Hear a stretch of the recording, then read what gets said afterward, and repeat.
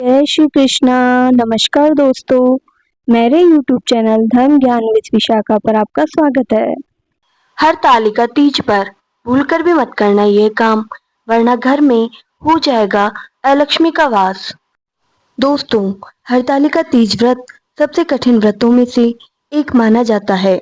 इस दिन निर्जल रहना पड़ता है और पूजा की जाती है। हिंदू पंचांग के अनुसार हर साल भाद्रपद माह के शुक्ल पक्ष की तृतीया तिथि को हरतालिका तीज का पावन पर्व मनाया जाता है।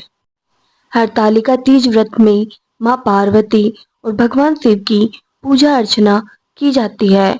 यह व्रत सुहागन महिलाएं अपने पति की लंबी आयु, सुख सौभाग्य और अखंड सुहाग की कामना के लिए रखा करती है।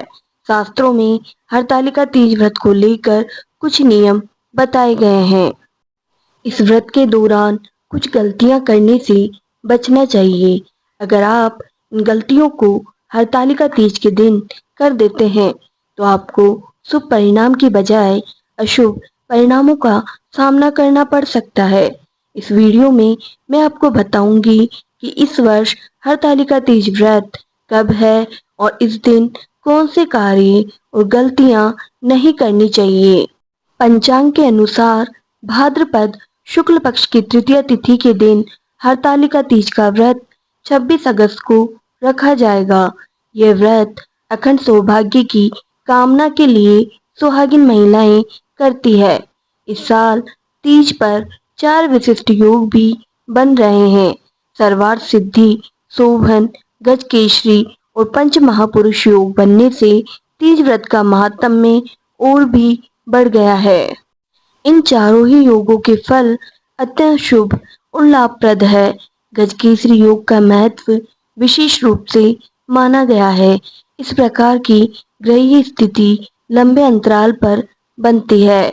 भाद्रपद शुक्ल पक्ष की तृतीय तिथि 25 अगस्त की दोपहर 12:34 से लगेगी और 26 अगस्त की दोपहर 1:54 बजे तक रहेगी।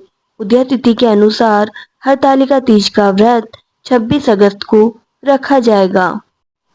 दोस्तों, अब जानते हैं कि हरतालिका तीज के दिन कौन सी गलतियां भूलकर भी नहीं करनी चाहिए। नंबर 1, अगर कोई भी कंवारी कन्या या विवाहित महिला तीज का व्रत रखना प्रारंभ करती है तो उसे ये व्रत जीवन भर करना होता है। अगर किसी कारणवश या फिर बीमार है तो उसका पति या घर की अन्य महिला भी यह व्रत कर सकती है। पर अगर आप स्वस्थ हैं तो आपको यह व्रत नहीं छोड़ना चाहिए। ये व्रत अखंड सौभाग्य प्राप्ति के लिए किया जाता है। अगर आप इस व्रत को तोड़ते हैं तो आपको कई दुखों का सामना करना पड़ सकता है। नंबर 2, दोस्तों, हरतालिका तीज के दिन माता पार्वती की पूजा की जाती है। इसलिए जब भी आप माँ पार्वती की पूजा करें तो साथ में भगवान शिव और भगवान गणेश की भी पूजा करें। भगवान शिव और भगवान गणेश की पूजा बिना हरतालिका तीज पूजा अधूरी मानी जाती है। नंबर 3, दोस्तों, हरतालिका तीज का व्रत सुहाग के लिए रखा जाता है। इस दिन व्रत को काले रंग के वस्त्र और काली चूड़ियां न पहने। हिंदू धर्म में काले रंग को अशुभ माना जाता है। ये नकारात्मक ऊर्जा को प्रभावित करता है। हरतालिका तीज पर काले रंग का प्रयोग करने से आपके वैवाहिक जीवन में खटास आ सकती है।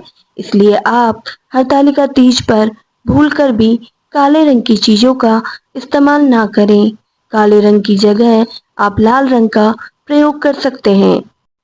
नंबर 4, हिंदू धर्म में सिंदूर को सुहाग के प्रतीक के रूप में माना जाता है। इसलिए हरतालिका तीज के दिन भूल से भी सिंदूर ना गिराएं। सिंदूर को इधर उधर नहीं रखें, इसे व्यवस्थित जगह पर रखें।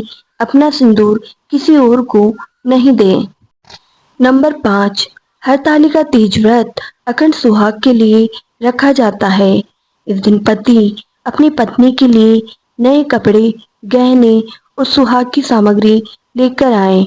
इस सामग्री से पत्नी तीज पर श्रृंगार करती है और भगवान शिव और माता पार्वती की पूजा अर्चना करती है।